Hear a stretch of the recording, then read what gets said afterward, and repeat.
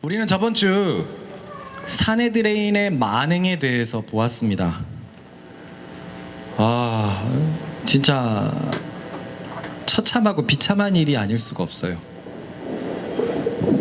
종교 기관에 이 기독교의 최고 권위자들이 예수님을 파는 데 앞장섰고 십자가에 못 박으라고 외쳤고, 그 만행의 극치는 그렇게 싫어하던 가이사를 우리들의 왕입니다 라고 고백하는 데 있어요. 그 구절을 한번 읽어볼까요? 시작. 우리 소리들에 없이하소서 그를 십자가에 못 박게 하소서. 그라도 말이되 내가 너희 왕을 십자가에 못 박으랴. 내 사람들이 대답하되 가이사 외에는 우리에게 왕이 없나이다 하니.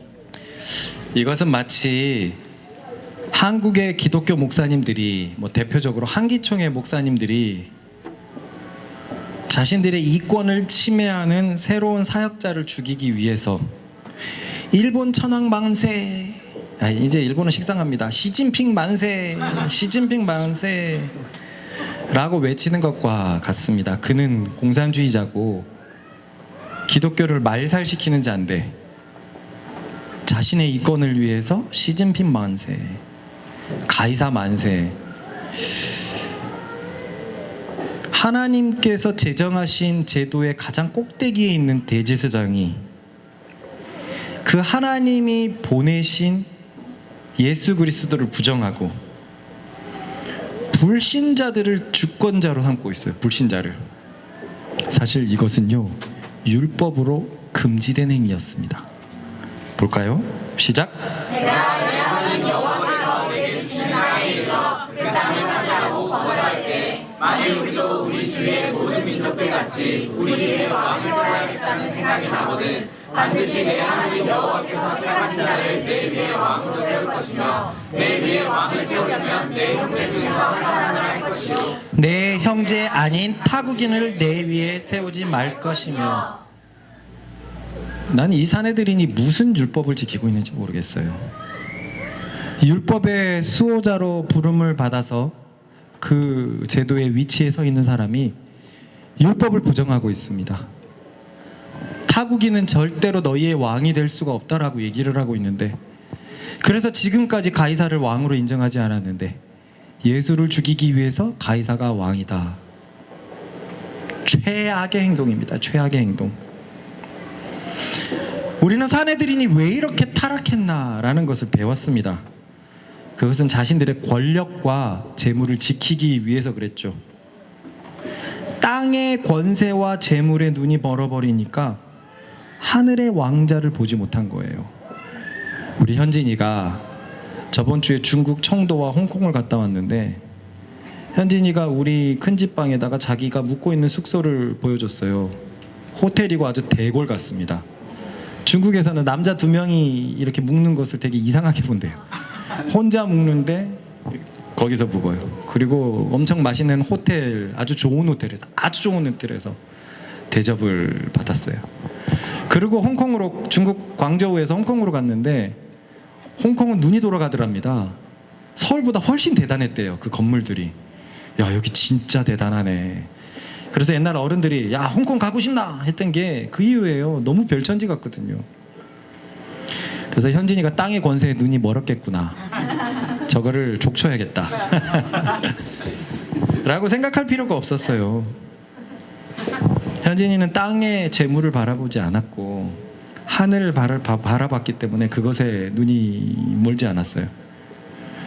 그러나 얼마나 많은 사람들이, 아니 대부분의 사람들이, 거의 사실상 100%라고 얘기할 수 있는 사람들이 땅의 재물에, 그리고 땅의 권력에 마음을 둡니까? 이것은 목사님도 별반 다르지 않거든요. 이것은 영상으로 해야 될 얘기인지 모르겠지만, 우리는 신학생 때 우리 교단의 총회장을 뽑기 위해서 교회들이 싸움을 벌이고 금권 선거, 돈을 이렇게 헌금으로 매기고, 그렇기 때문에 실제로 그 총회장 자리에서 면직당하고 자격 없다고 공격하고 아주 좋지 못한 모습을 봐가지고 신대원 때 같이 기도하고 그랬던 것이 기억납니다. 저 자리가 뭐라고, 그 자리가 뭐라고 저렇게까지 해야 되나? 높은 곳에 올라가면 그게 쉬울까요? 죄물과 권력의 맛을 보면 그게 그렇게 향기로울까요? 어떻게 하나님이 세우신 대제사장이 하나님의 아들을 못 볼 수 있습니까?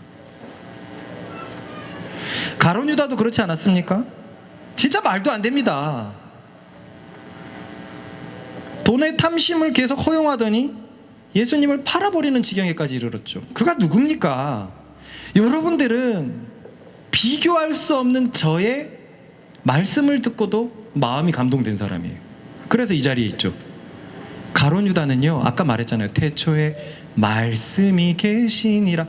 말씀 그 자체가 말씀을 하시는데도 어떻게 받아들이지 않을 수가 있죠?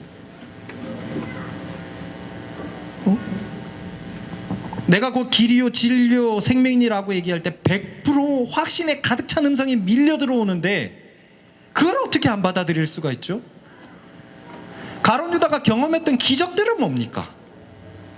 죽은 자가 살아나고 예수님이 무리를 걷고 중풍병자가 떠나가고 군대 귀신 들린 자가 예수야 나를 살려주소서라고 하는데 어떻게 예수님에게 마음을 안 들 수가 있죠? 와, 그러니 우리는 진짜 명심하고 명심해야 됩니다.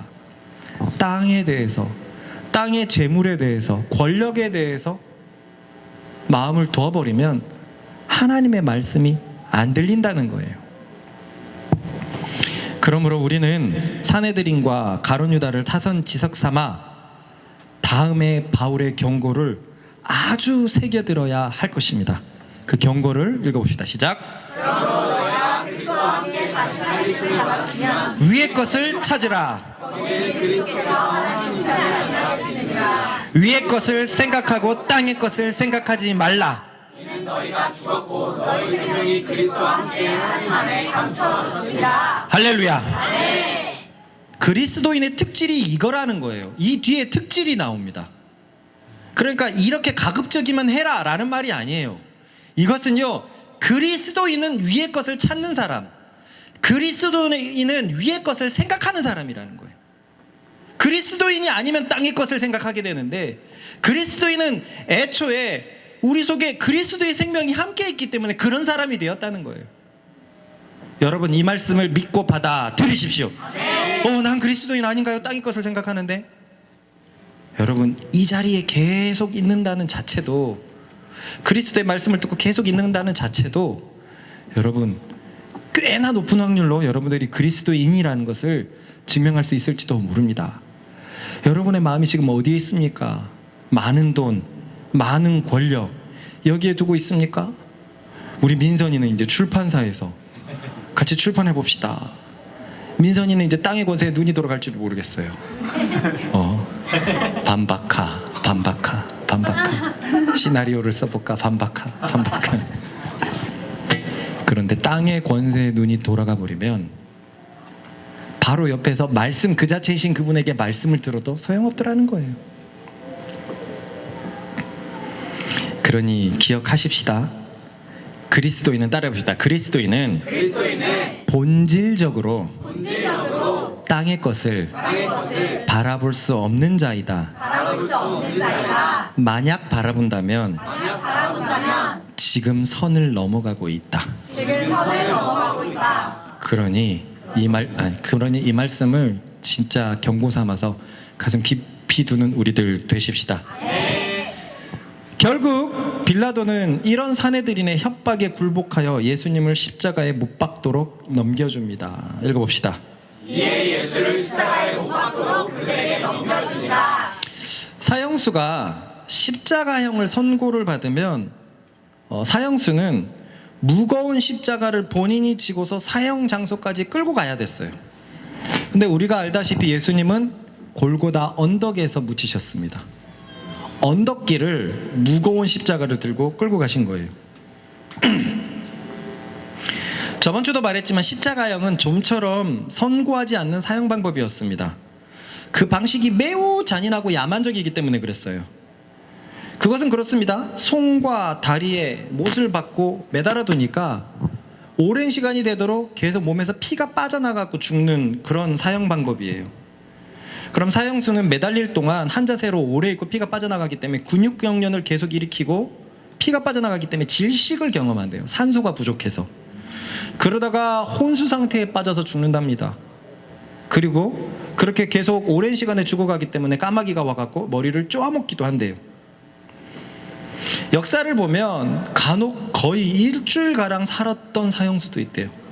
혼수 상태에서 소리를 지르면서 빽빽 지르면서 그렇게 이렇게 죽어가는 겁니다. 그러니 이런 사형 방법은 너무나 잔인한 공개 처형 방식이라서 십자가형이 잘 이렇게 집행되지 않았던 거예요. 집행이 되려면 그에 맞는 걸맞는 죄가 인정되어야 했고, 그렇게 인정됐다면 사람들에게 본보기로 잔인하게 죽이는 방법이기 때문에 모든 사람이 보라고 십자가의 높이가 꽤 높았습니다. 이해가 가죠? 그러니 예수님은 사람의 키보다 훨씬 높은 십자가를 끌고 사형장까지 끌고 가는 거예요. 적어도 성인 한 명이 오랫동안 매달릴 수 있을 정도로 그 무게를 지탱할 정도의 나무가 십자의 형태로 많은 사람이 볼 때 높은 위치로 적어도 한 3m는 되지 않았을까요? 그 무거운 십자가를 매달릴 골고다까지 끌고 가십니다. 읽어봅시다. 시작. 그들이 예수를 맡음에 예수께서 자기의 십자가를 지시고 헤로리라는 곳에 가시니. 여기서는 요한복음은 별다른 내용을 얘기하지 않지만 공관복음을 보면 예수님이 십자가를 옮기다가 너무 힘들어서 구레네 시몬이 대신 차출되어서 십자가를 옮겼다고 전해지고 있습니다. 아무래도 가시면류관에서 얼굴에 계속 피가 흐르고 이 등의 채찍이 살갗을 다 헤집어 놨기 때문에 예수님은 이미 기력이 쇠하셨을 거예요. 그래서 구레네 시몬이라는 사람이 유월절 명절을 세우러 왔다가 로마 군인에 의해서 강제로 야 네가 이거 끌고 가 라는 그런 대우를 당했습니다. 우리 같이 읽어봅시다. 시작. 기름을 가한 옷을 옷을 벗기고 도로의 옷을 입히고 십자가에 못 박으려고 끌고 나가니라. 마침 알렉산더와 루포의 아버지인 구레네 사람 시몬이 시골로부터 와서 지나가는데 그들이 그를 억지로 같이 가게 하여 예수의 십자가를 지우고 예수를 끌고 골고다라는 곳에 이르러. 이 구레네 시몬의 이야기는 모든 권관서에 기록되어 있어요. 그런데 또 요한은 이것을 기록하고 있지 않습니다. 왜일까요? 이것은 이따가 보도록 할게요. 이것을 염두에 두세요. 왜 구레네 시몬의 얘기가 빠져 있을까? 그리고 그 다음 말씀입니다. 읽어봅시다. 시작. 그들이 거기서 예수를 십자가에 못 박을세 다른 사람도 그와 함께 좌우편에 못 박으니 예수는 가운데 있더라. 이번 주 묵상을 보니 성덕이랑 대준이가 그런 얘기를 하더라고요. 원래 십자가에 2명이 못 박히기로 했는데 마침 사내들이니 그게 생각나갖고 예수님을 끼워 넣은 것 아니냐. 좋은 상상입니다. 항상 좀 말씀을 깊이 봐서 가능할 만한 상상들을 계속 해보는 것은 좋다고 생각해요. 그런데 사실 그렇게 보긴 쉽지 않습니다. 첫째로 계속 말했지만 십자가형은 쉽게 처할 수 없는 형벌이에요. 예수를 죽이지 않으려고 애를 썼던 빌라도가, 자신의 자리가 너무 위험했던 빌라도가 다른 죄수들을 당시 로마 제국에서 몇 년 동안 시행하지 않았던 사형 방법으로 처형한다? 받아들이기 좀 어렵습니다. 둘째로 이날은 유월절 전날이에요. 이들이 원래 이날에 달리는 것이라면 유대인의 그 대명절 전날에 빌라도가 죄수를 다는 것인데 이것은 상상하기 어렵습니다.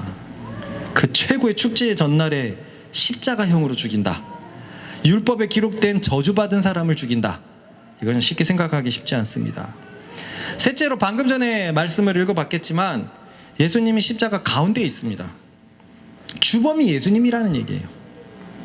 2명이 죽으려고 했다가 예수님을 껴넣은 게 아니라 예수님이 주범이고 나머지 2이 끼어 넣었다라고 보는 것이 더 좋을 겁니다.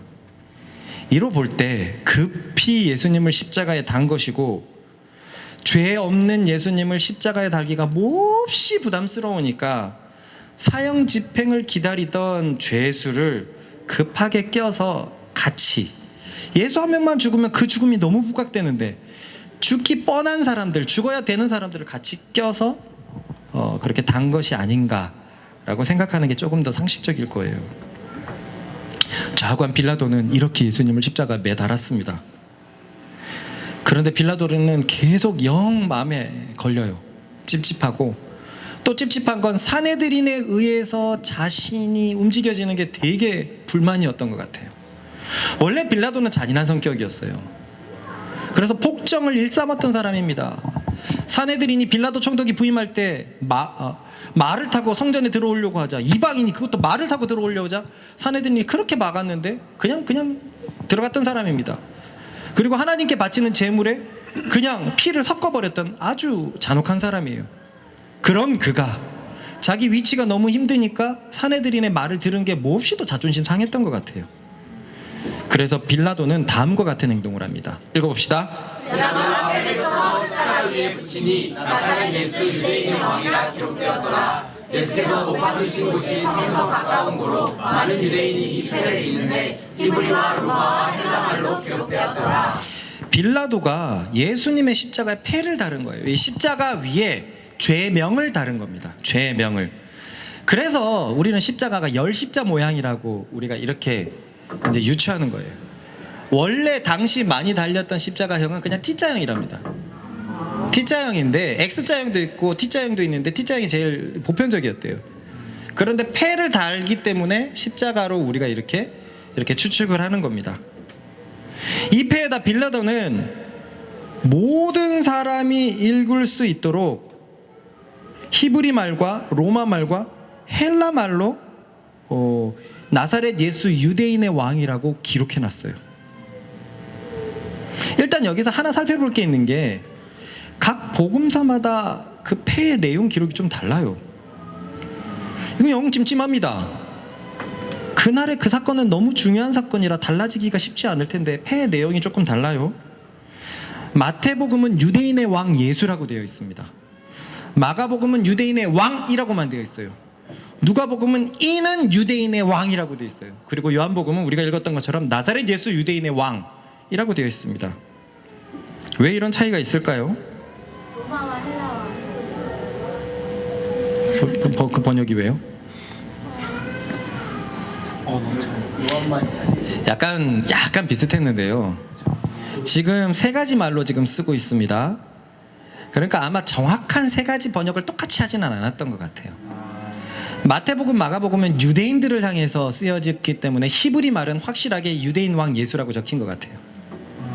그리고 누가복음, 누가는 누구에게 이 누가복음을 만들었습니까? 로마. 데오빌로, 로마의 관리에게 보내니까 라틴어가 여기 로마 말이 그렇게 써 있었던 것 같습니다. 로마 말이 이는 유대인의 왕이라 라고 써 있었던 것 같아요. 그리고 오늘 헬라어 말, 로마 제국에 가장 만연했던 헬라어 말로는 나사렛 예수 유대인의 왕이라고 이렇게 요한이 그렇게 적어놓고 있기 때문에 이 부분이 이렇게 이해가 됩니다. 그죠? 네. 그렇잖아요. 똑같이 번역하기보다 그 시간에 이렇게 로마 말, 헬라어 말 막 이런 식으로 해갖고 적었던 것 같습니다. 그럼 빌라도는 왜 이렇게 적었을까요? 왜 나사렛 예수 유대인의 왕 이렇게 나사렛 유대인의 왕 예수 이렇게 적었을까요? 빌라도는 지금 사내들이나 행택에 마음에 안 드는 거예요. 보라, 이 사람이 너희가 말한 쿠데타를 일으킬 자냐? 정말 이 자가 유대인의 왕이 맞느냐? 이 자꾸 거슬리니까 그걸 고대라 적어 넣었습니다. 자신의 불편한 감정을 그대로 적어 놓은 거죠. 이게 적히니까 이 사내들이는 영 화가 났습니다. 영 못마땅해요. 왜 제명을 그렇게 적냐 이거죠. 그래서 사내들이 요청합니다. 읽어봅시다. 유대인의 대사들이 빌라도에게 이르되 유대인의 왕이라 쓰지 말고 자칭 유대인의 왕이라 쓰라 하니 빌라도가 대답하되 내가 쓸 것을 썼다 하니라. 그러니까 유대인의 왕 나사렛 예수 이렇게 쓰니까 영 기분 나쁜 겁니다. 거기에다가 자칭이라고 적어주세요. 자칭. 그런데 빌라도는 묵살해버립니다. 이거 내가 쓸 것을 썼다. 여기까지는 내가 못 물러가겠다. 니네들이 한 행태를 봐라. 니네들이 이 사람을 고소했던 죄명을 봐라 하면서 물러나지 않아요. 그래서 나사렛 예수 유대인의 왕이라는 명패가 달렸습니다. 그런데 사실 이것은 빌라도의 몽리였지만 하나님의 허용적 작정에 의해서 일어난 것이죠. 무슨 말이냐면 예수님께서 십자가를 지신 이유가 무엇입니까? 나사렛 예수라고 적혔거든요. 성경에서 나사렛이라고 적힌 것은 사람 예수를 강조할 때 쓰이는 거예요. 사람으로 오셨다. 사람으로 오셨다. 즉 사람으로 오신 나사렛 예수가 유대인의 왕이다. 참 이스라엘의 왕이다. 라는 죄명으로 죽은 거예요. 그렇습니다. 유대 곧 이스라엘, 새 이스라엘의 왕께서 사람으로 오셔서 십자가에 죽으셨습니다. 그 명패 그대로인 거예요. 우리를 위해 하나님의 아들이 나사렛 사람으로 오셔서 새 이스라엘의 왕으로 죽으셨다. 할렐루야. 우리가 그분을 믿고 있습니다. 그런데 여기서 또 참 아쉬운 것은 역시나 빌라도인데요. 끝까지 이 사형에 대해서 불만을 가지고 있거든요. 그렇다면 이때도 계속 기회가 있었던 거예요. 뭔가가 마음이 자꾸 이렇게 깨끗하지 않은 거죠. 찝찝한 거죠. 우린 지난 3주 동안 빌라도를 추적해 왔는데 오늘 본문에서도 볼 수 있는 것은 빌라도는 이 예수님의 죽음이 의로운 자의 죽음이었다는 걸 알았다는 점입니다. 그러면 멈췄어야죠. 목리를 부릴 정도가 아니라 멈추는 것이 참된 지도자 아닙니까? 빌라도가 이렇게 끝까지 찝찝했다고 해도 부인할 수 없는 사실은 그는 예수님을 죽인 사형 집행권자였다는 거예요. 고로 그의 죄는 참으로 무거울 것입니다. 참으로 무거울 것입니다.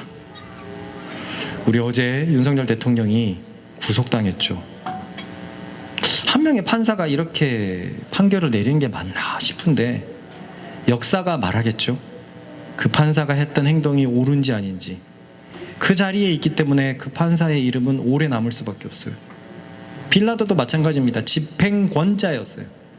그렇기 때문에 아무리 예수님을 놔주려고 해도 예수님을 십자가에 못 박은 장본인이라는 것에 대해서는 변하지 않는 사실이에요. 그의 죄는 무거울 것입니다. 사내들인의 죄는 너무 무겁겠지만요.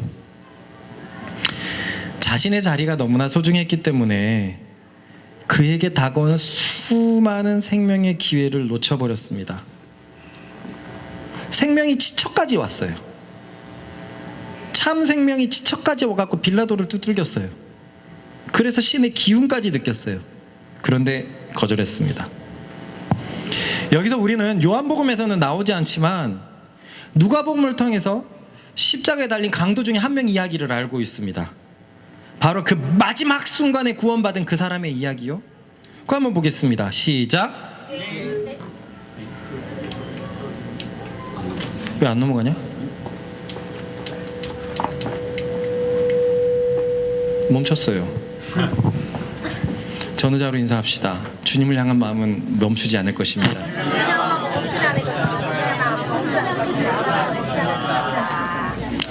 그래도 컴퓨터도 바꾸고 해가지고 이제 PPT 다운되는 일은 없었지? 없었어요. 계속 이렇게 맞춰가고 있습니다.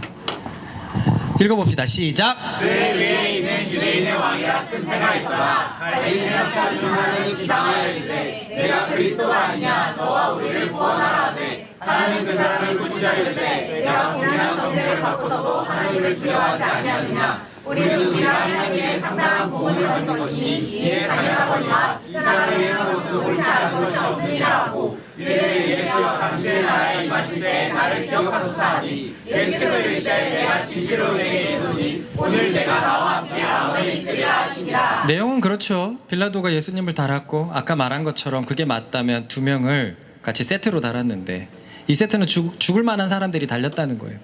그 중에 한 명이 소리치릅니다. 너 그리스도라며 우리를 구원해라. 그랬더니 반대편에 있던 강도가 또 뭐라고 얘기를 합니다. 너는 우리는 어차피 나쁜 짓을 해갖고 달리는데 어떻게 하나님을 두려워하지 않느냐. 우리가 이 십자가를 지는 것은 당연하지만 이 사람이 행한 것은 옳지 않은 것이 없다.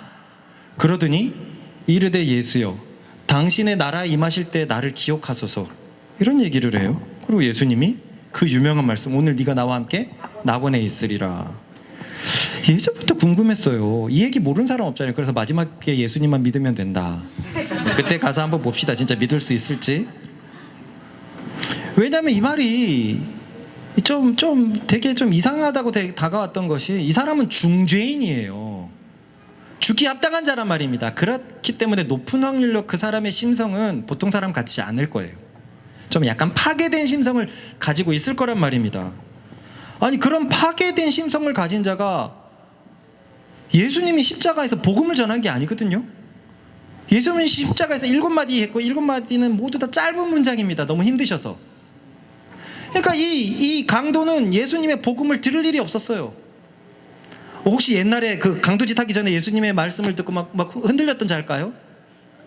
그렇다고 해서 여기에서 갑자기 이 사람이 행한 것은 옳지 않은 것이 없다라는 이런 표현들, 뭔가 굉장히 깊은 신앙의 고백을 어떻게 할 수 있느냐, 이게 너무 좀 신기했습니다. 그런데 이런 나의 오랜 의문이 빌라도를 통해서 꽤 해소되었어요. 왜냐? 빌라도는 예수님을 대면하면서 범상치 않은 신의 기운을 계속 느꼈거든요. 그래서 계속 갈팡질팡 하잖아요. 아, 이상하다는 생각이 들어오면은요, 꼬리에 꼬리를 무는데 그것이 뭔가 숭고한 이상함입니다. 이 사람 뭐지? 그렇다면 이 예수님의 옆에 달린 죄수들도 그 숭고한 기운을 얼마나 많이 느꼈겠냐는 거예요. 그 죄수들은 예수님이 왜 십자가에 달린지 알고 있었습니다. 그러니 한 명은 너가 그리스도가 아니냐? 우리를 구원하라! 라고 그렇게 조롱을 하고 있죠. 그런데 반대편에 한 명은 그리스도? 뭔가가 자꾸 느껴지기 시작한 거예요. 이따가도 보겠지만 이 사형을 집행하는 백부장도 집행하다가 불신자가 저는 하나님의 아들이다. 저는 늘 성경을 보면서 이게 좀 이상하다고 생각했거든요. 이게 말이 되나? 그런데요, 말씀 그 자체이신 그분, 죄가 없는 그 숭고한 신의 기운을 갖고 있는 분과 오랜 시간 같이 있을 때 밀려오는 그 신의 파도, 신의 진동, 아, 그럴 수도 있겠구나. 우리는 가끔 사람을 볼 때 범상치 않은 아우라가 있는 사람들이 있어요. 그런 사람들을 보면 이 사람은 뭔가 좀 귀하게 한데, 나이가 들면 들수록 사람을 빨리 캐치합니다. 그죠? 은근히 사람을 빨리 캐치해요. 우리 미용사들은 딱 앉아서 대충 느낌이 와요. 이 사람이 어떨지. 그런데 순도 100%의 의인이 옆에 있을 때 그 신의 기운이 얼마나 대단했을까. 결국 정말 놀랍게도 이 강도는 거기서 예수님을 영접하고 있어요. 자기의 행동을 후회하고 있죠. 우리가 이렇게 달리는 게 맞지만 자기 죄를 인정하고 있어요. 이 사람은 옳다, 다 옳다. 그분을 의인이라고 얘기하고 있고, 그분을 앞에 말 받아 그리스도라고 얘기하고 있고, 그래서 너무 놀라운 얘기를 합니다. 당신의 나라에 임할 때 나를 기억하소서. 정말 최고의 말로는 아닙니까?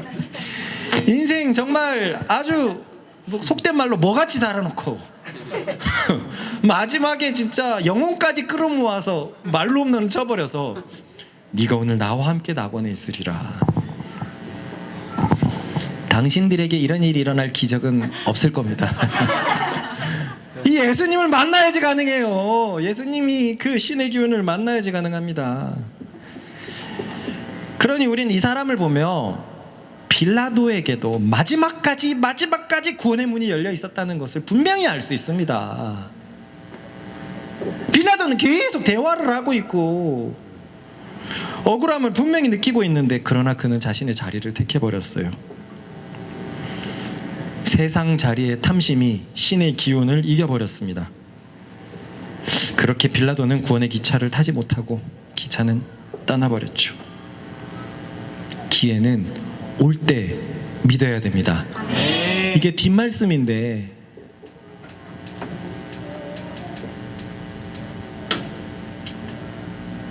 우리 한번 이거 예수님이 죽고 난 뒤의 행동이거든요. 여기 한번 말씀을 읽어봅시다. 시작. 사람 요셉은 예수의 제자 유대인이 두려워 이 일 후에 빌라도에게 예수의 시체를 가져가기를 구하매 빌라도가 허락하는지라 이에 가서 예수의 시체를 가져가니라. 일찍이 예수께 밤에 찾아왔던 니고데모도 모략과 치약 섞은 것을 100리터쯤 가지고 온지라. 이에 예수의 시체를 가져다가 유대인의 장례법대로 그 향품과 함께 사고로 쌌더라. 예수님이 죽고 난 뒤의 행동입니다. 여기서 아리마대 사람은 부자였고 높은 확률로 산에 들이닐 확률이 굉장히 높은 사람입니다. 그리고 우리 니고데모 기억나죠? 니고데모 앞에는 정관사가 붙어 있어요. 그 니고데모. 산에 들인 중에서도 아주 정점에 있는 인물처럼 보입니다. 아주 높은 권력을. 그런데 니고데모가 예수님을 언제 찾아왔죠? 이거 또 얘기하고 있잖아요. 39절 시작. 밤에 찾아. 이런 얘기 안 해도 되잖아요. 일찍이 예수님께 찾아왔더니라고 얘기도 해도 되는데 밤에 찾아왔어요. 그렇다는 말은 위에 아리마대 사람 요셉과 니고데모는 사내들인이지만 72명의 사내들인이지만 적당히 자신을 숨겨왔어요. 그러니까 밤에 몰래 왔고 아리마대 사람 요셉도 두려워서 숨기고 있었어요. 뭐 찬성 표현은 안 던졌겠죠. 그리고 중간에 보면 이들이 약간의 말을 하는 것도 있습니다. 그들의 말을 듣기 전에 우리가 판단하는 게 옳으냐? 라는 약간의 딴지는 걸어요. 하지만 나서서 아니다! 우리 사내들이니 왜 이렇게 타락했느냐? 그럴 만한 용기는 없었어요. 그러고 끝났으면 어떻게 됐을까요? 그러고 끝났으면 이들은 과연 구원 받았을까요? 예수님을 주로 고백하지 못하는데 시인하지 못하는데 구원 받았을까요? 못 받았을 겁니다. 못 받았을 겁니다. 초대교회 때 세례받는 것은 목숨을 거는 행동이었어요. 우리 누가복음 묵상 기억합니까? 그들이 시인하지 않더니라는 그 단어와 세례를 받을 때 주로 고백하다라는 단어가 같은 단어였어요. 같은 단어인데 고백하지 않고 구원을 받을 수 있을까요? 못 갔을 거예요. 이들도 자신의 자리가, 자신의 부가 더 크다고 생각했으면 이들이야말로 진짜 구원의 지적간에 갔다가 떨어질 겁니다. 여러분, 가룟 유다도 떨어지는 판국에 숨어있는 제자가 어떻게 구원을 받습니까? 그런데 예수님의 죽음 앞에 이들은 마침내 자신을 깨고 일어나죠. 빌라도에게 예수의 시체를 가져가기를 구한다라는 것도 학자들이 다 말하지만 이례적으로 용감한 행동이었어요. 이 쉽지 않은 행동이란 말이에요. 그래서 빌라도가 허락합니다. 죽었다고 하니까. 그래서 요셉은 자기의 무덤, 자기가 묻힐 무덤, 자기의 죽을 무덤, 굉장히 좋은 무덤에 예수님을 묻히는 행동을 해요. 그리고 밤에 찾아왔던 사람들의 시선이 꽤나 신경 쓰였던 그 니고데모도 가지고 왔어요. 커밍아웃 한 거죠. 예수님을 향한 믿음을 고백했습니다. 빌라도는 끝까지 기회가 왔을 때 거절했는데 십자가상의 강도는 그 신기한 이유로, 그 옆에 있다는 이유로 진짜 우리는 이해할 수 없는 신비한 마음의 변화가 있었는지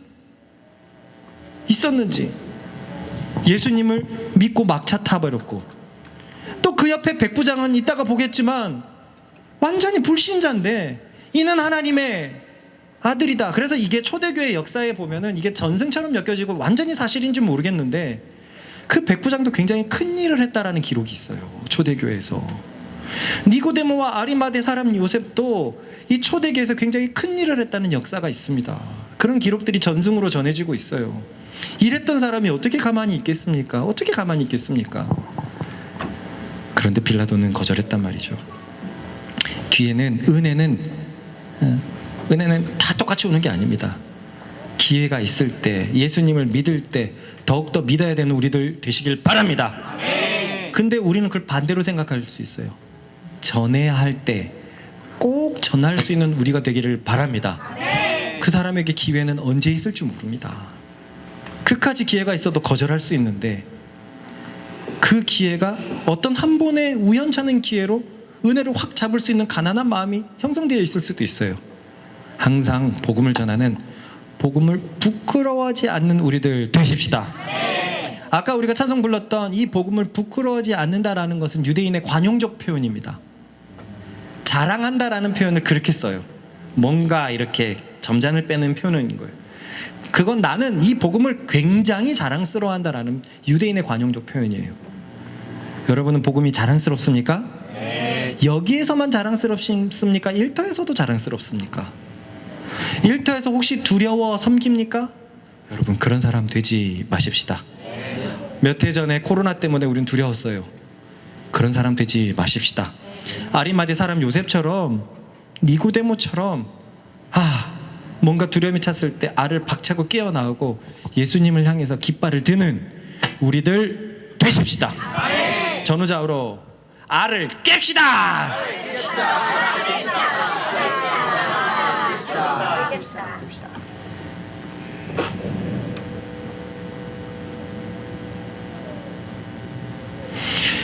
그 다음 내용을 보도록 하겠습니다. 시작. 이거는 앞으로 갔죠? 읽어보겠습니다. 시작. 그들은 예수님을 십자가에 못 박은 뒤에 그의 옷을 네 조각으로 나누었습니다. 그리고 전처가 한 조각씩 나누어 가졌습니다. 그들은 속옷도 가져갔는데 그 옷은 위로부터 아래까지 완전히 통으로 짠 것이었습니다. 그래서 군인들은 이것은 찢지 말고 제비를 뽑아 누가 가진지 정하라고 말했습니다. 이런 일이 일어난 것은 그렇게 되리라고 말한 성경 말씀을 이루기 위해서였습니다. 그들이 자기들끼리 내 옷을 나누고 내 옷을 가지려고 제비를 뽑아야. 우리 역사에도 망난이라는 사람이 있습니다. 망난이 뭐 하는 사람이죠? 네, 목 자르는 사람이죠. 맨정신으로 할 수 있을까요? 아니요. 그래서 맨날 뭘 뱉습니까? 술요. 술 먹고 팍 뱉는 게 퍼포먼스도 있지만 술 먹고 술정신으로 그렇게 하는 거예요. 이 망나니를 직업으로 꿈꾸는 사람이 있을까요? 아니요. 초등학교 때 내 장래희망 망나니. 사형집행수. 마찬가지로 십자가의 사형수를 못 받고 사형수의 다리를 꺾고 사형수의 내장을 창으로 찔러서 피를 다 빼서 사형수를 죽이는 일은 아무리 군인들이라고 해도 기피하는 일이었을 겁니다. 사람 죽는 걸 좋아하는 사람이 어디 있습니까? 그래서 그 일을 맡은 사람에겐 약간의 혜택이 주어졌는데 그것이 무엇이냐면 사형수의 옷을 가져갈 수가 있었어요. 우리네 입장으로 보면 옷 가져가는 게 무슨 혜택이냐 그러겠지만 당시에는 당시 사회에서는 천이 귀한 사회였어요. 그러니까 이 사형수에게 옷까지는 가져가서 자신이 입든지 내다 팔든지 할 수 있는 돈, 자산이었던 거예요. 자산이었던 거예요. 본문은 그런 내용입니다. 그들은 4명이었나 봅니다. 그래서 4조각으로 나누었어요. 이건 겉옷입니다. 그러니까 겉옷은 아마 여기 뒤에 말씀을 봤을 때 하나의 천으로 통으로 짜진 게 아니라 여러 짜집기를 한 것 같아요. 그 짜집기가 된 겉옷을 풀어서 4조각으로 나눴습니다. 근데 속옷도 나누려고 보니까 속옷은 위로부터 아래같이 완전히 통으로 짠 것이 그냥 하나의 속옷이기 때문에 괜히 찢었다가는 올도 나가고 그렇게 되니까 야, 이 속옷은 제비 뽑기 하자. 4명 중에서 가위바위보 하자. 보면 주사위를 굴렸다가 더 그 들의 방식이었다 그러더라고요. 주사위를 돌리자. 그렇게 제안했던 것 같아요. 그런데 놀라운 것은 이것이 이미 시편에 예언되어 있었다는 거예요. 그게 바로 이 말씀입니다. 이게 다윗이 적은 말씀이에요. 읽어봅시다. 내 겉옷을 나누며 속옷을 제비 뽑나이다. 이것은 지금 몇 편이죠? 시편 22편은 메시아 수단에 대한 예언이거든요. 예수님이 죽는 과정들이 놀라울 정도로 정확하게 예언되어 있어요. 거기에 1편이 그 유명한 이 말씀입니다. 1절이 시작. 내 하나님이여 내 하나님이여 어찌 나를 버리셨나이까 어찌 나를 멀리하여 돕지 아니하시며 내 신소리를 듣지 아니하시나이까. 저게 히브리어로 뭐죠? 엘리 라마 사박다니. 아람어가 아니라 당시의 공용어였던 아람어가 아니라 히브리어로 엘리 라마 사박다니 그렇게 외쳤어요. 그 내용이 바로 저겁니다. 요한은 보여주고 있습니다. 예수님의 십자가는 하나님의 예언의 성취였다. 십자가는 죄인들을 위해서 자신의 아들의 생명을 주기로 한 하나님의 결정이었다. 그러므로 이런 로마 군병들의 행동은 예수라는 한 사람이 쿠데타를 모의하다가 억울하게 십자가형에 죽은 것이 아니라 아주 오래전부터 우리를 구원하시기 위한 하나님의 계획이었다. 요한은 계속 이 관점으로 가고 있거든요. 억울하게 사람으로서 동정을 일으키는 십자가, 고난받는 예수님이 아니라 이 모든 일은 하나님의 계획에 의해서 왕의 걸음을, 위엄을 가지고 척척 걸으시는 예수님의 십자가 행진을 보여주고 있습니다. 요한은 이 군인들의 행동을 적고 나서는 자신에 관련된 이야기를 적고 있거든요. 저는 말씀을 준비하면서 이게 조금 이해가 안 가더라고요. 한번 읽어봅시다. 시작. 예수의 십자가 곁에는 그 어머니 마리모와 글로바의 아내 마리아와 막달라 마리아가 섰는지라. 예수께서 자기의 어머니와 사랑하시는 자가 곁에 서는 것을 보시고 자기 어머니께 말씀하시되 여자여 보소서 아들이 있나 하시고 또 그 제자에게 이르시되 보라 내 어머니라 하신대. 그때부터 그 제자가 자기 집에 오시니라. 저의 의문은 이런 거였습니다. 대체 요한은 굳이 이 내용을 왜 삽입시켰을까? 우리는 앞에서 보다시피 겟세마네 동산 같은 얘기들은 뺐잖아요. 자신의 편집의 의도에 따라서 뺄 건 빼고 넣을 건 넣었는데, 그러니까 내용을 굉장히 정리해서 넣었다는 말인데, 고심해서 넣었다는 말인데, 이걸 굳이 넣을 이 필요가 있나? 이런 생각이 들었습니다. 내용은 너무 간단해요. 십자가에서 예수님이 어머니를 보시고 요한에게 어머니를 맡기는 내용입니다. 일단 여기서 하나의 배경 설명을 하자면 약간 의문이 생길 수 있어요. 예수님이 십자가에서 요한에게 어머니를 맡기고 있네?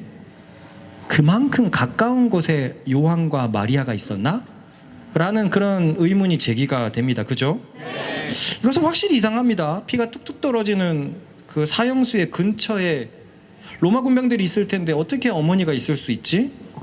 더욱이 마가복음 15장 10절에는 이들이 멀찍이 있다라고 되어 있거든요. 읽어봅시다. 시작. 멀리서 바라보는 여자들도 있었는데 그 중에 막달라 마리아와 또 작은 야고보와 요셉의 어머니 마리아와 또 살로메가 있었으니. 멀리서 여자들이 있었어요. 근데 여기서 보면 또 엄마 마리아는 없어요. 그래서 엄마 마리아는 가까이 가도록 배정받았나? 사실 어렵지는 않습니다. 이것은 아까도 말했지만 죄인은 십자가에 죽을 때까지 매달려 있어요. 그리고 많은 경우 어떤 경우는 막 일주일 동안 살기도 합니다. 오랜 시간 매달려 있어요. 그러니까 십자가가 처음 집행될 때는 사람들이 예수님에게 접근하지 못했을 겁니다. 그런데 기운이 다 빠지고 정신이 조금이라도 남아있는 그 시간에 아마 엄마와의 접견을 허락한 것이 아닐까. 사형수의 마지막 면담이라고 할까요? 이것을 이렇게 생각할 수 있는 이유는요, 본문을 보면 지키는 군인은 4명밖에 없어요. 그리고 복음서를 보면 1명이 더 있는데 백부장이 있습니다. 그리고 이 백부장은 아까 계속 얘기하는 것처럼 이 예수님의 죽는 과정에서 신적인 기운을 몹시 느끼고 있던 사람이었어요. 바로 그 부분입니다. 읽어봅시다. 시작. 예수를 향하여 섰던 백부장이 그렇게 숨기심을 보고 있는데 이 사람은 진실로 하나님의 아들이었도다 하더라. 진짜 생뚱맞다고 생각을 했거든요. 이 사람에 대해 뭐 아무것도 없어요. 예수님 죽는 걸 보고 나서 이 사람은 진짜 진실로 하나님의 사람이었다.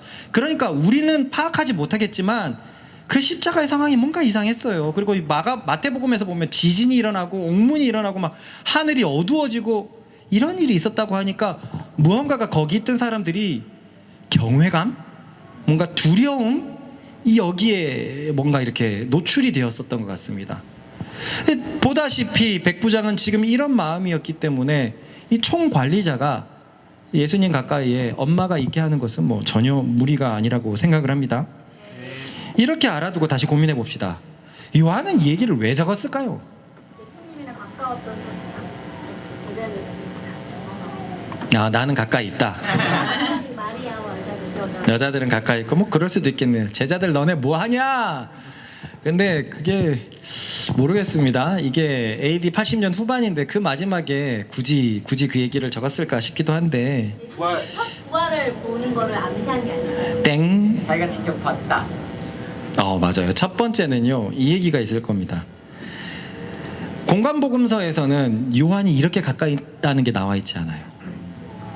그렇기 때문에 요한이 자기가 이렇게 적어놨을 때는 엄청난 신뢰성이 오는 겁니다. 나는 그 십자가에서 십자가 근처에서 예수님의 목소리를 들었던 사람이고 예수님이 나한테 엄마를 맡겼어. 그러니까 이 날의 이 내용의 어떤 상세한 내용들은 굉장히 신뢰가 가는 거죠. 알다시피 요한은 지금 공관복음서과 다른 시선을 제공하고 있습니다. 공관복음서는 너무 어린 양에게 표현을 맞춘 느낌이라면 분명히 요한은 뭔가 느꼈어요. 느꼈으니까 사람들이 십자가를 너무 감정적으로 바라봐요. 연민으로 불쌍하고 이런 쪽으로만 바라봐요. 무슨 소리냐.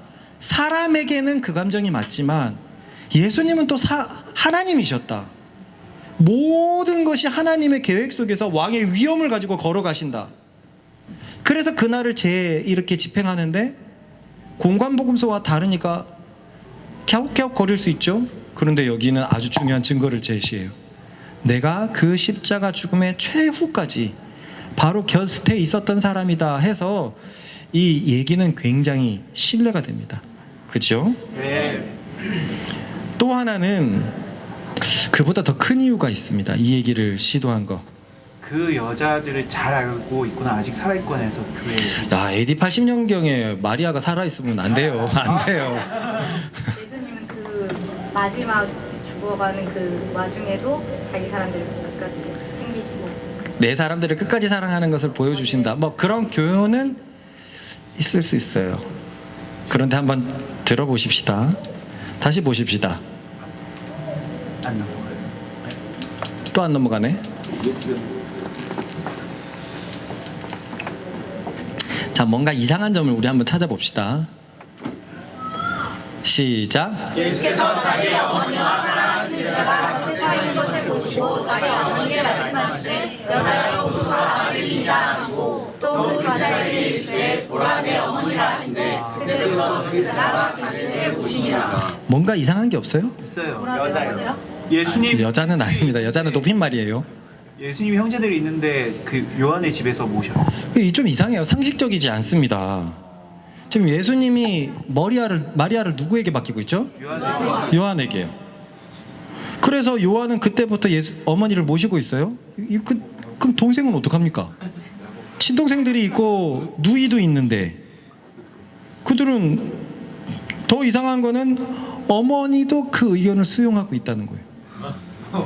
그리고 요한도 예수님의 얘기를 받아들이고 있어요. 그러니까 우리는 뭐 이게 사실 생각을 해보면 이게 맞나? 이래도 되나? 이런 생각이 듭니다. 여기서 우리는 따라해 봅시다. 십자가의 마지막 순간에서도 예수님의 가족관을 볼 수 있다. 그래서 아까 우리가 첫 번째로 그 기도를 한 건데요. 예수님의 진짜 가족은 혈육이 아니라는 거예요. 정확히 얘기하면 가족관이 아니라 앞으로 탄생하게 될 새 이스라엘에 대해서 말하고 있어요. 예수님의 피로 맺어진 진정한 가족들 말입니다. 지금 담비가 예수님이 이제 마지막까지 끝까지 챙기고 효심도 보이려고 그랬다라고 얘기하지만 사실 우리는 과거에 마리아와 예수님의 관계를 알고 있어요. 안 좋았어요. 예수님이 복음을 전하기 시작하니 너무나 많은 사람들이 따르고 몰려들기 시작합니다. 하지만 예수님의 복음은 당시의 랍비들과 결이 너무도 달라가지고 귀신 들린 자다! 막 이런 소리까지 있어요. 이렇게 되니까 엄마와 가족들이 예수님을 잡으러 왔어요. 그 내용입니다. 읽어봅시다. 시작. 예수께서 그에게 말씀하시되 너희 어머니와 동생들이 예수께니 한 사람이 예수께 여쭤오되 보소서 당신의 어머니와 동생들이 당신께 말하려고 밖에 서 있나이다 하니 다른 사람에게 대답하여 이르시되 누가 내 어머니이며 내 동생들이냐 하시고 손을 내밀어 제자들을 가리켜 이르시되 나의 어머니와 나의 동생들을 보라 누구든지 하늘에 계신 내 아버지의 뜻대로 하는 자가 내 형제요 자매요 어머니이라 하시더라. 이 본문에서 볼 수 있듯이 예수님은 친엄마와 가족들을 매몰차게 됐습니다. 그 소식을 전해준 사람이 뭐라고 얘기했을까요?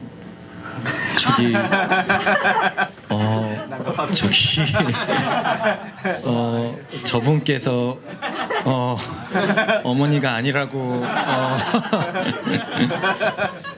난감하다. 예수님을 찾으러 온 어머니와 가족들은 그냥 돌아갈 수밖에 없어요. 그런데 본문은 예수님이 엄마에게 매우 깍듯합니다. 죽기 전이라서 마음이 몽클몽클했을까요? 우리 예수님께서 그 전에 너무 매몰차게 대했던 것이 갑자기 생각나갖고 십자가에서 반성하는 걸까요?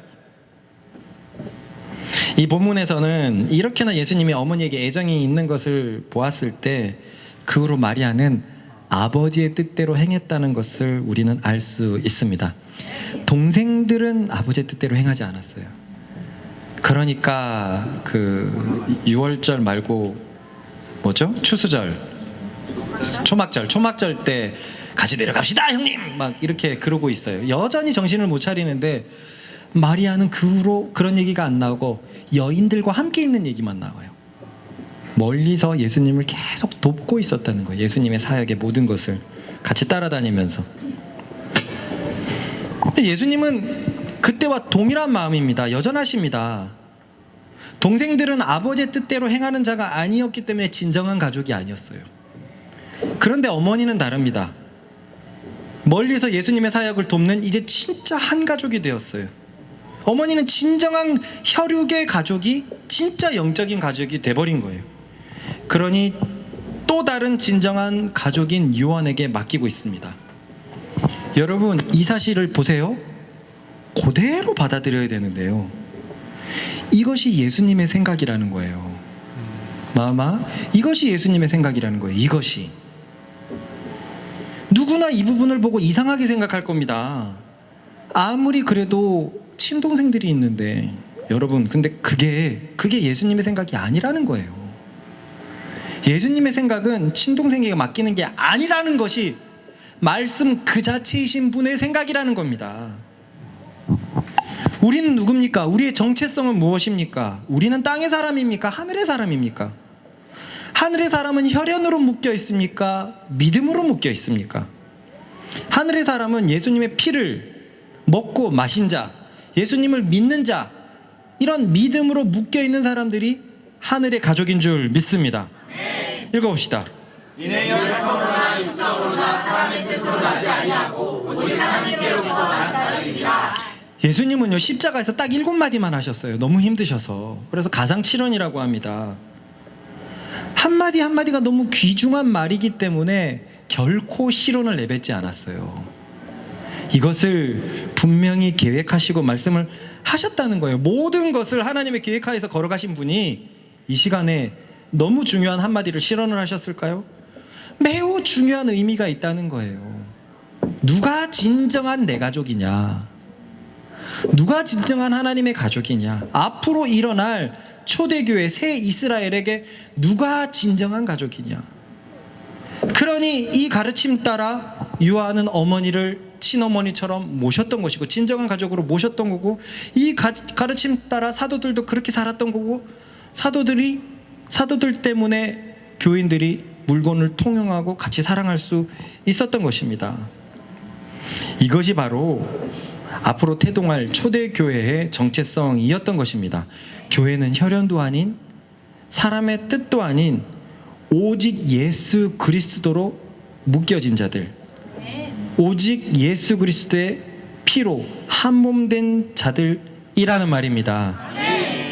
여러분, 이것을 세상에 그대로 적용한다고 생각해 봅시다. 세상 사람들은 대경실색할 거예요. 아무리 그래도 그렇지 성경에 그렇게 나와 있다고 해도 네가 진짜 그렇게 믿을래? 여기서 우리는 무엇을 따를 겁니까? 성경 말씀을 따를 겁니까? 세상의 가치관을 따를 겁니까? 요즘 계속 얘기하고 있지만 참 그리스도인은 세상과 너무 달라도 이상한 사람들이에요. 세상에 속해서 물 흐르듯 살아가는 사람은 한 명도 없었습니다. 하나님의 인연은 피로서 맺어지는 게 사람의 피로서 맺어지는 것이 아니라 하나님의 가족은 오직 예수님의 피로서 맺어지는 것입니다. 이것이 예수의 가르침이고 이것이 성경 말씀입니다. 그러면 이것을 그대로 적용한다고 생각을 해봅시다. 예수님을 머리로 둔 한 몸들, 아버지의 뜻대로 행하기 때문에 내 가족들이라고 생각을 하면 그때서는 내 가족들을 사랑하는 게 굉장히 쉬워집니다. 무슨 말이냐면요, 그래도 세상 사람들 사랑하는 것보다 가족들 사랑하는 게 훨씬 쉽습니다. 맞습니까? 네. 의진이 오빠가 힘든데 의진이가 돈을 벌어가지고 오빠 이거 써 하고 50만 원 주는 거 충분히 있을 수 있는 일입니다. 맞습니까? 네. 그런데 어떤 회사에 어려운 사람들에게 그냥 50만 원 주는 거 매우 어려운 일이에요. 가족들에게 돈을 쓰는 건 쉬운 일이란 말입니다. 당연하게 생각하고 있어요. 그런데 오늘 예수님은 이 마지막 십자가에서 누가 가족이냐 보여주고 있어요. 우리 뭘 믿고 따라야 될까요? 그렇습니다. 예수님을 믿는 자, 예수의 피로 가족된 자라고 생각을 하면 그제서야 이웃을 내 몸처럼 사랑하는 것이 쉬워집니다. 내 가족이기 때문에 그래요. 내 가족이기 때문에 내 가족을 위해서 돈을 쓰는 게 쉬워지는 것입니다. 이것이 초대교회의 정신이었고 우리 교회에도 그 정신이 부어져 가지고 함사공의 비전이 주어진 줄 믿습니다. 사실 함께 살아가는 것이 얼마나 많은 희생들을 각오해야 됩니까? 물건에서 삶의 룰과 법칙들. 예전에 동동이 어머님이 묻더라고요. 그 많은 인원이 그 집에서 어떻게 살아가는지, 규칙이 뭔지 궁금하다는 거예요. 아, 그럴 수 있겠구나. 우리는 규칙을 정해놓고 들어가지 않았지만 같이 살기 위해서 규칙이 만들어졌는데 규칙 다 합치면 한 200~300가지 될걸요. 암암리에. 그래서 동현이는요 변기 청소를 하고요, 민선이는 세면대 청소를 하고요, 마음이는 샤워 벽을 청소하고 있고요, 담비는 원래 바닥 청소하고 있는데 하는 일이 맞아서 빠졌어요. 제가 바닥 청소하고 있고요. 이런 룰들이 다 가고 있는 거예요. 담비는 휴지 채워놓고요. 그런단 말이에요. 이런 행동에서 오늘도 내가 아침에 우리 화장실에 거울에 이렇게 그 칫솔 거리가 있습니다. 5개가 있어요. 5개가 있는데 혀글개가 양쪽 2개 있습니다. 저는 혀글개 진짜 좋아해갖고 한쪽 걸어놓거든요. 그래서 누군가가 여기 하나 걸어놨어요. 누구 거야? 그 혀글개 회색으로 도돌도돌 튀어나온 거. 이거 모르면 민빵 건가 보네. 안에서 저용하는 거. 아, 민구 거래? 민구 이렇게 걸려 있어요. 그러면 이렇게 칫솔이 이렇게 3개가 걸려 있는데 최근에 이제 전동 칫솔을 또 망가져갖고 또 하나 구입했어야 됐단 말이에요. 근데 망가진 이유 중에 하나가 호환 제품을 써서 그런 거 아닌가. 그래서 좀 이렇게 전용 제품으로 칫솔모를 사보자 해갖고 했더니, 그래서 마음이랑 나랑 담비가 같은 칫솔을 쓰고 있기 때문에 칫솔모를 샀어요. 그런데 어제 내가 담비야 이거 쓰면 돼 하고 딱 이렇게 해놨던 것이 그 자리에 없더라고요. 담비가 썼나 하고 보니까 그 칫솔모 3자리에 딱 하나가 걸려 있는 거예요. 나머지 2자리에는 긴 칫솔이 걸려 있어요. 긴 칫솔이. 이건 누구 거야? 그래서 내가 이 칫솔 2개를 빼가지고 저쪽으로 놓고 마음이 칫솔모랑 내 칫솔모를 걸어놨죠. 샤워하다가 마음이 너무 불편해가지고 아, 우리 집은 지금 다 전동 칫솔을 쓰고 있는데 이거 누구지? 하다가 다시 그 칫솔을 걸어놨단 말이에요. 왜 이 얘기를 구절절하냐면 이런 작은 행동에서도 그게 있어야 돼요. 왜냐하면 여기다 걸어놓지 못하면 이쪽에 마음이 칫솔이랑 내 칫솔은 그냥 이렇게 패댕겨 쳐 있거든요. 그게 바닥이 청소한다 그래도 매번 깨끗한 게 아니에요. 그러니까 함께 살려면 요 5개도 못 걸어놔가지고 여기에다가 이렇게 될 수도 있잖아요. 저 칫솔고리를 더 살아야 되나? 야, 함께 사는 것은 진짜 많은 작은 희생들을 요하네, 이런 걸 생각했다는 거예요. 이런 걸 아시겠습니까? 쉽지 않아요. 그런데 하나님께서는 이런 함사공의 비전을 넓히시더니 제게서 시작된 게 아니었잖아요. 다 알고 있잖아요. 함께 있다가 주님이 넓히시더니 이제는 2030년을 우리가 같이 바라보고 있습니다. 그런데 그 함사공에 대해서 예수님이 오늘 뭐라고 얘기합니까? 그 죽기 직전의 순간에 이 다음 얘기가 목마르다예요. 그리고 다 이뤘다고 죽으십니다. 목마르다는 것은 피가 다 빠져나갔으니까 너무 목마르고 목마르다. 다 이뤘다. 그리고 죽으신 거란 말이에요. 그러면 그 정신을 가지고 마지막으로 한 이 얘기는 얼마나 중요한 얘기입니까? 어머니 보세요. 당신의 아들입니다. 요한 너의 어머니다. 이게 얼마나 이게 예수 그리스도의 피로 묶여진 정체성입니다. 단순히 그저 이렇게 공동생활을 하려고 하는 것이 아니라 이것이 바로 진정으로 성경에서 말하는 가족의 범주라는 것입니다. 우리는 신앙을 가지고 있으면서 계속 부딪힙니다. 말씀을 들을 때는 교회가 가족이고 아버지의 뜻대로 행하는 게 가족이라고 듣지만 우리의 삶 속에서는 에이 그래도 혈연인데, 에이 그래도 피인데 계속 끊임없이 부딪혀요. 동의합니까? 애매한 경우가 있어요. 본질적으로는 여기를 더 따르는 것 같지만 그래도 많은 부분 혈연을 많이 신경 씁니다. 많이 신경 씁니다. 지수 같은 경우에도 형에 대한 생각 진짜 많이 하죠. 혈연이니까. 나래 같은 경우에도 미래 생각 진짜 많이 하죠. 혈연이니까. 그런데 성경의 관점은 무엇입니까? 가족은 여기라는 거예요. 제가 말하는 게 아니라 예수님이 마지막 말씀하신 게 이거라는 겁니다. 우리의 관점을 어디에 둬야 될까요? 어디에 둬야 될까요? 이것이 하늘을 바라보는 사람들의 살아가는 방식입니다. 이것이 그리스도인의 정체성입니다. 그리스도 안에서 그리스도의 피를 함께 마신 자, 그리스도의 몸을 먹으면서 그 몸에 한 몸이 된 자, 그것이 예수님의 진정한 가족이 될 것이고 그 날에 예수님께서는 당신의 가족을 부르실 것입니다. 그러므로 저도 이 말씀을 준비하면서 나도 처음에는 궁금했어요.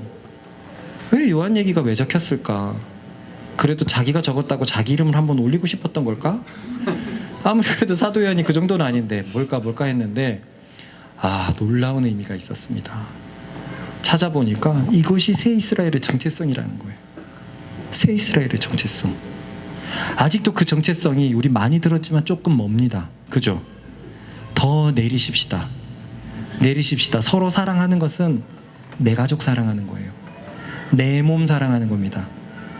그것이 우리가 해야 될 일이에요. 그렇게 예수님처럼 서로 사랑하는 우리들 되기를 바랍니다. 우리가 먼저 한번 같이 기도하십시다. 기회가 있을 때 예수님 믿자는 거예요. 그리고 우리는 바꿔서 기회가 있을 때 예수님 전하자는 것입니다. 빌라도는 기회가 있었는데 예수님 못 믿었습니다.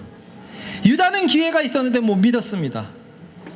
그런데 십자가상의 강도는, 그리고 백부장은 그 기회가 강하지도 않았는데 확 잡았어요. 그러니 내가 마음대로 판단해가지고 그리스도가 전해질 기회를 마음대로 어떻게 하지 마십시다. 이 사람에게 작은 기회라도 확 붙잡을 수 있어요. 무슨 말인지 아시겠습니까? 그 사람에겐 절호의 기회가 될 수가 있어요. 그러므로 우리 같이 지금 이 시간 기도하는 것은 기회가 있을 때마다 예수님을 더 잘 믿는 자 되게 하여 주시고 기회가 있을 때마다 복음을 전하는 자 되게 하여 주십시오. 주여 한번 같이 기도합니다. 주여! 이어서 한번 진짜 생각해 봅시다. 믿지 않는 부모님이 소중합니까? 믿는 하나님의 가족이 솔직히 당신에게 소중합니까? 우리는 어떤 자세여야 될까요?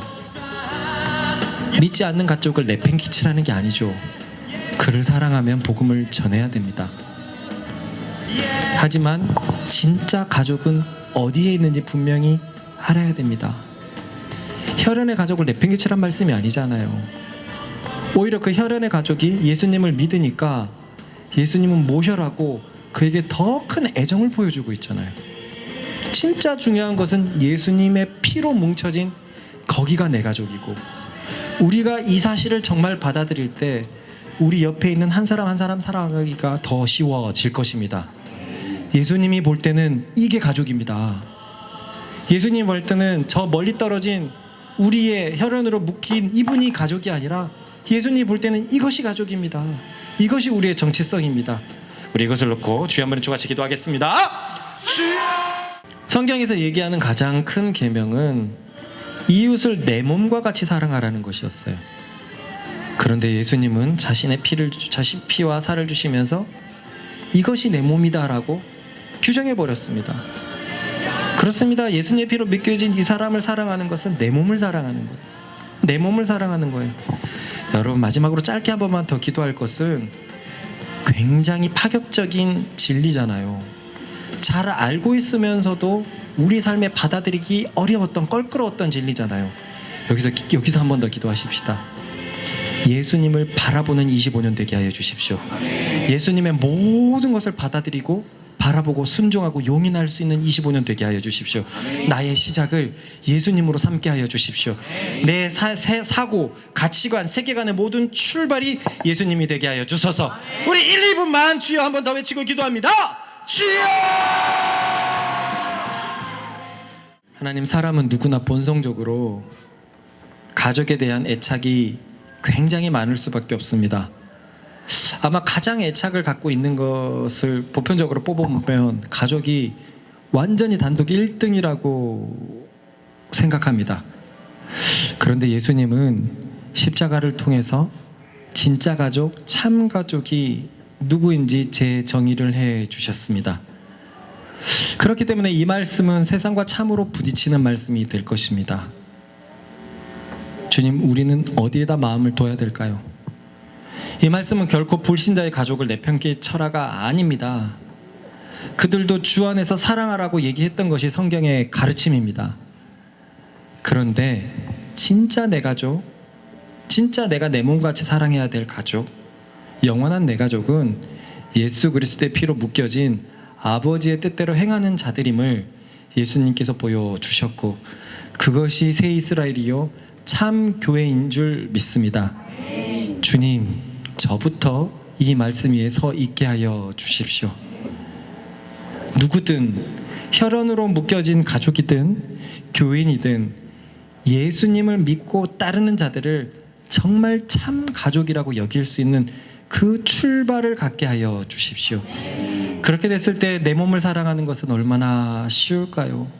세상 모든 사람들이 가정에 대해서 애착을 가지고 있는데 내가 참 가정에 대해서 애착을 가지면 어떻게 될까요?